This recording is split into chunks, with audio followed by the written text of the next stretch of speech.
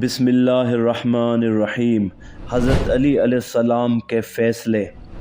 بیت المقدس سے آنے والا ایک مسلمان۔ السلام علیکم ناظرین، آپ اگر ہمارے چینل پر نئے ہیں یا ابھی تک سبسکرائب نہیں کیا تو علمی ویڈیو دیکھنے کے لیے ہمارے چینل کو پلیز سبسکرائب کر دیں، شکریہ۔ اس واقعے کو علامہ مجلس نے بحار الانوار جلد 9 اور اس کے علاوہ کتاب الروضہ میں نقل کیا ہے کہ بیت المقدس سے ایک مسلمان مدینہ آیا۔ اس نے مزار رسول کی زیارت کی اور مسجد نبوی میں ٹھہر گیا اور شب و روز عبادت میں مصروف رہتا۔ وہ دن کو روزہ رکھتا اور رات عبادت خدا میں گزارتا۔ وہ نوجوان اور خوش رو انسان تھا۔ یہ خلیفہ دوم حضرت عمر کا دور حکومت تھا۔ مدینے والوں کے لیے اس کا زہد و تقوی ضرب المثل بن گیا تھا۔ اہل مدینہ اسے مقدسی کے نام سے پکارنے لگے۔ حضرت عمر اس نوجوان سے اس قدر متاثر تھے کہ اپنی سخت طبیعت کے باوجود اکثر اس کے پاس بیٹھ جاتے اور اپنی خدمات پیش کرتے اور اسے کہتے تھے کہ اگر تمہیں کوئی ضرورت ہو تو مجھے بتانا۔ مقدسی صرف ایک ہی جواب دیتا تھا کہ خالق کے ہوتے ہوئے مخلوق سے کیسے مانگوں؟ آپ بھی تو میری طرح ہی محتاج ہیں۔ جب حج کا موسم آیا اور لوگ حج پر جانے کی تیاری کرنے لگے تو مقدسی بھی حج کے لیے تیار ہو گیا۔ جس دن قافلہ حج کے لیے کوچ کرنے لگا تو حضرت عمر مقدسی کے پاس الوداع کرنے کے لیے آئے۔ مقدسی نے حضرت عمر سے کہا، اے ابو حفص، میں حج کو جا رہا ہوں۔ میرے پاس ایک چیز ہے، میں اسے آپ کے پاس امانت رکھنا چاہتا ہوں۔ میری حج سے واپسی تک اگر آپ زحمت گوارا فرمائیں تو مہربانی ہوگی۔ حضرت عمر نے کہا، یہ بھی کوئی بات ہے؟ امانت میرے سپرد کر دے، واپسی پر سنبھال لینا۔ مقدسی نے ہاتھی دانت کی ایک ڈبیا دی جو لوہے کے کفل سے مکفل تھی۔ حضرت عمر نے وہ ڈبیا اپنے پاس رکھ لی۔ مقدسی حج پر چلا گیا۔ حضرت عمر قافلہ حج کو مدینے سے باہر تک الوداع کرنے گئے۔ تمام راستہ اب مقدسی کے ساتھ ساتھ چلتے رہے۔ حاجیوں کو وداع کرتے ہوئے حضرت عمر نے امیر کارواں کو مقدسی کے لیے خاص وصیت کی اور کہا کہ راستے میں سے کوئی تکلیف نہیں ہونی چاہیے۔ اس قافلے میں ایک انصاری عورت بھی تھی۔ وہ مقدسی کے حسن و جمال اور شباب سے متاثر ہو رہی تھی۔ سفر کے آغاز میں تو اس نے اپنی دلچسپی کو صرف اس حد تک رکھا کہ مقدسی جس جگہ قیام کرتا وہ بھی اس کے قریب ہی جگہ بنا لیتی، لیکن مقدسی اس کی طرف متوجہ نہ ہوا۔ بالآخر اس عورت نے خود ہی پیش قدمی کی اور اس بات سے بات چیت کا رستہ نکالا۔ کہنے لگی، آپ کس قدر رانا، جوان اور نرم و نازک جسم رکھتے ہیں۔ یہ اونی لباس آپ جیسے حسین نوجوان کو ذرا بھی اچھا نہیں لگتا ہے۔ یقیناً یہ چبھتا ہوگا، آپ کو تکلیف تو ہوتی ہوگی۔ مقدسی نے جواب دیا، اے اللہ کی بندی، اس جسم پر ترس کا کیا فائدہ جو مٹی کی غذا ہے۔ انصاریہ نے کہا، آپ کا چہرہ کتنا حسین ہے، جب اس پر دھوپ پڑتی ہے اور گرمی کی حرارت سے اس کا رنگ سرخ ہو جاتا ہے تو مجھے بڑی کوفت ہوتی ہے۔ مقدسی نے کہا، ہوش کے ناخن لے، اے خاتون، تم کس مقدس فریضے کے لیے جا رہی ہو؟ کیا تجھے اللہ سے حیا نہیں آتی؟ جا، مجھے اپنے رب کی بارگاہ سے باز رکھنے کی کوشش نہ کر۔ اب عورت کے صبر کا پیمانہ لبریز ہو گیا۔ اس نے کہا، اے اللہ کے بندے، مجھے تو آپ سے ایک کام ہے۔ اگر آپ نے میری مرضی کے مطابق کر دیا تو بہتر، ورنہ میں اپنے کام نکالنے تک آپ کا پیچھا نہیں چھوڑوں گی۔ مقدسی نے کہا، آپ کام بتائیں، اگر میرے بس میں ہوا تو ضرور کروں گا۔ عورت نے کہا، بھلا میں ایسا کوئی کام آپ کو کیوں کہوں گی جو آپ کے بس میں نہ ہو؟ مقدسی نے کہا، آپ زیادہ پریشان نہ کریں اور کام بتائیں۔ عورت نے مسکراتے ہوئے کہا، میری صرف ایک خواہش ہے کہ آپ رات کا کچھ حصہ میرے ساتھ گزاریں، میں آپ کی قربت چاہتی ہوں۔ مقدسی نے سختی سے جھڑک دیا اور کہا، دیکھ، میں اس قماش کا آدمی نہیں ہوں، میں بھی حج کے مقدس فریضے کو جا رہا ہوں اور تو بھی خانہ خدا کی زیارت اور حج کے لیے جا رہی ہے۔ خدا کا خوف کر اور اپنے دل و دماغ کو شیطانی خیالات سے پاک کر دے۔ عورت نے کہا تو مجھے خدا کا خوف نہ دلا، مجھ پر تیری ایسی کوئی بات اثر نہ کرے گی، میں عورت ہوں اور عورت کبھی اپنی توہین برداشت نہیں کر سکتی، آپ جانتے نہیں کہ عورت کا انتقام بہت برا ہوتا ہے۔ مقدسی کو طیش آ گیا اور غصے سے بولا تو یہاں سے چلی جا، تیرے دل میں جو آئے کر گزر، میں تیری شیطانی سوچ کا ساتھ نہیں دوں گا۔ چند دن گزر گئے، ایک رات مقدسی رات گئے تک عبادت میں مشغول رہا اور بعد عبادت کے اپنی جگہ پر سو گیا۔ بدنیت عورت اٹھی، اپنی وہ تھیلی جس میں 500 دینار تھے اٹھائی اور مقدسی کے سامان کے تھیلے میں جا کر رکھ دی اور اپنی جگہ پر جا کر سو گئی۔ صبح کو اٹھی اور سامان سنبھالا تو تھیلی نہ تھی، اس نے رونا پیٹنا شروع کر دیا۔ اس کے واویلا پر قافلے والوں نے پوچھا کہ کیا بات ہے؟ اس نے کہا میں عورت ذات ہوں، سفر میں لٹ گئی ہوں، کسی نے میرے 500 دینار چرا لیے ہیں، میرا تو کل زیادہ راہ یہی تھا، اب میرے پاس ایک پھوٹی کوڑی بھی نہیں ہے۔ سالار قافلہ نے حکم دیا کہ سارے قافلے والے اپنے سامان کی تلاشی دیں۔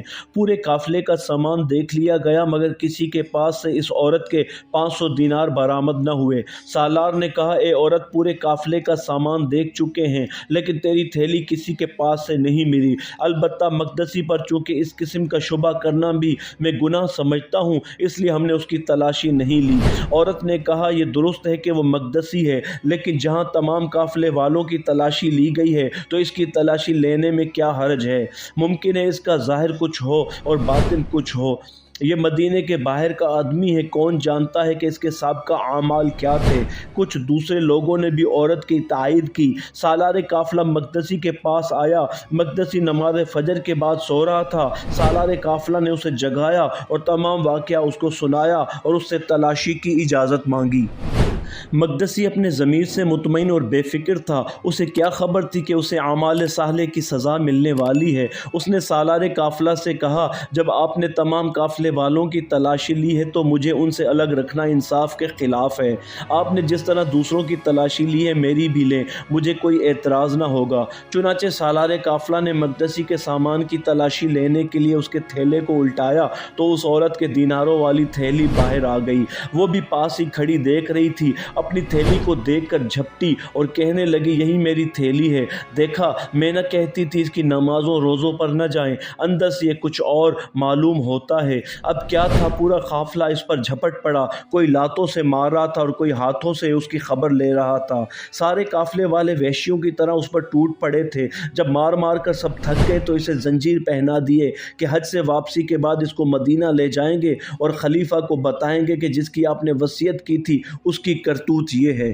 مقدسی نے اپنا فیصلہ اپنے رب پر چھوڑ دیا اور جو کچھ بھی اس پر ظلم کیا گیا اور جو بھی الزام لگایا گیا وہ سب کچھ انتہائی صبر کے ساتھ سہتا گیا کہ شاید یہ بھی رب قدوس کا امتحان ہے۔ اس نے قافلے والوں کے سلوک پر ایک لفظ بھی نہ کہا اور خاموش رہا۔ جب قافلہ مکہ پہنچا تو سالار قافلہ سے مقدسی نے دست بستہ گزارش کی کہ آپ بھی حج کے لیے آئے ہیں اور میں بھی اسی نیت سے آیا ہوں، آپ جو ضمانت لینا چاہیں لے لیں لیکن مجھے حج کے لیے آزاد کر دیں، میں اپنی مرضی سے حج کرنا چاہتا ہوں۔ مناسک حج کی ادائیگی کے بعد جس دن جس جگہ آپ کہیں گے میں پیش ہو جاؤں گا، آپ مجھ سے جو سلوک بھی کریں گے میں اسے رضائے خدا سمجھ کر برداشت کروں گا۔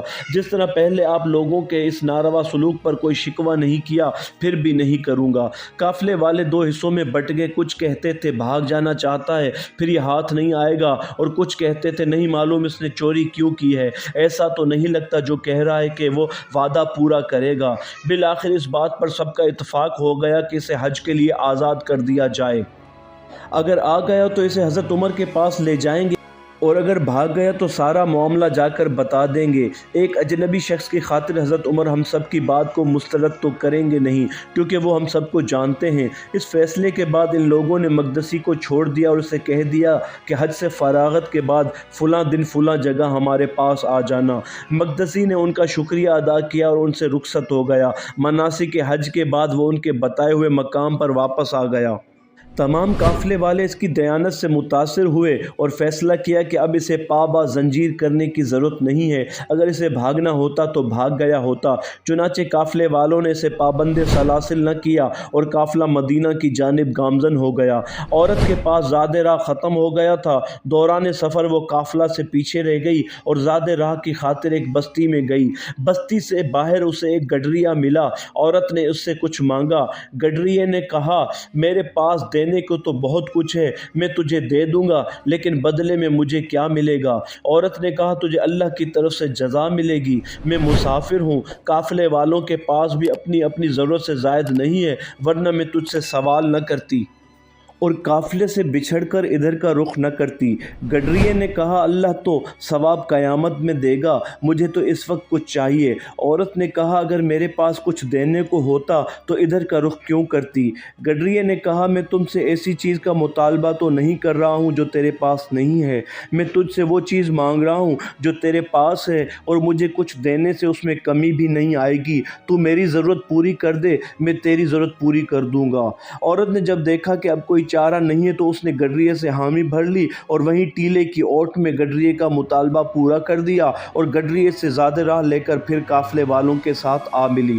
قافلے نے بھی ابھی تک کوچ نہیں کیا تھا۔ سفر میں جب 2-3 دن گزر گئے تو قافلہ پھر آرام کی خاطر رکا۔ ایک دن عورت رفع حاجت کی خاطر خلوت میں گئی، جب فارغ ہو کر واپس آ رہی تھی کہ ایک بوڑھا شخص ملا۔ اس نے اس کا چہرہ دیکھ کر پوچھا کیا تو حاملہ ہے؟ عورت نے کہا نہیں میں تو حاملہ نہیں ہوں۔ بوڑھے نے کہا مجھ سے چھپانے کی ضرورت نہیں، 2 دن پہلے تو نے جس گڈریے سے زیادہ راہ مانگا ہے تو اس سے حاملہ ہو چکی ہے۔ عورت یہ سن کر رونے لگی۔ بوڑھے نے کہا پگلی کہیں کی روتی کیوں ہے؟ جس کو گڈریے کا واقعہ معلوم ہے اسے اور بھی بہت کچھ معلوم ہے۔ تیرے قافلے میں جو مقدسی ہے اس سے پہلے تو ایک فریب کر چکی ہے، پھر حمل بھی اسی کے سر تھوپ دے۔ جا اور جا کر سالار قافلہ کو بتا دے کہ مقدسی نے مجھ سے زبردستی کی ہے۔ یہ سن کر وہ خوش ہو گئی۔ جیسے ہی قافلے میں پہنچی اس نے اونچی آواز میں واویلا شروع کر دیا۔ قافلے والوں نے پوچھا اب تمہارے ساتھ کیا ہوا ہے؟